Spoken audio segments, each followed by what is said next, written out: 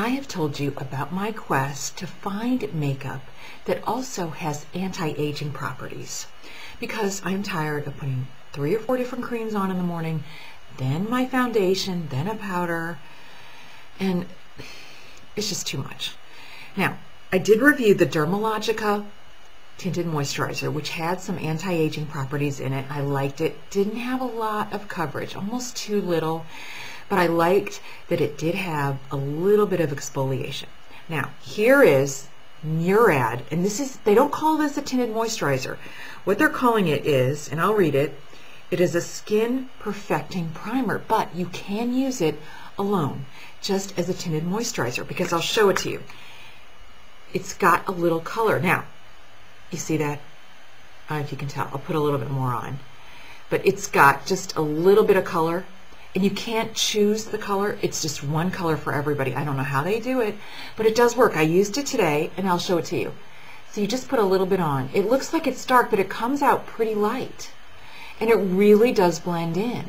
Now, it doesn't claim to have anti-aging properties in it, but it does say that it minimizes pores and evens out skin tone. And I think the way it evens out skin tone is just the color. I don't think there's really anything else that does that in here that I can tell. Maybe there are and I'm missing the ingredients. But as far as pore minimizing, it seems to do that, because I feel like my pores look a little smaller, and I have a big problem with pores. I think we all do as we age because our skin just stretches. You lose the elasticity. So the pores just come out. And I really do think that this helps. And there is a choice between dewy and matte. Dewy means shiny. Don't do dewy. I have enough problem with shine as it is, so I went with the matte. And it says that you can use this alone or with a foundation. And I tried it alone, and I felt like I had to put a lot of powder on it. I felt like it was still too shiny, and a lot of that is me. I just have oily skin. I use a lot of exfoliating products, which makes my skin shiny. So I don't know that it's the product, but I did find that I had to use powder, and I couldn't use it without the powder. Now, I did look on the Murad website, and there were some reviews, and they said that they were able to use it fine just alone with no foundation over it and no powder, and it looked great. So it just depends on your skin.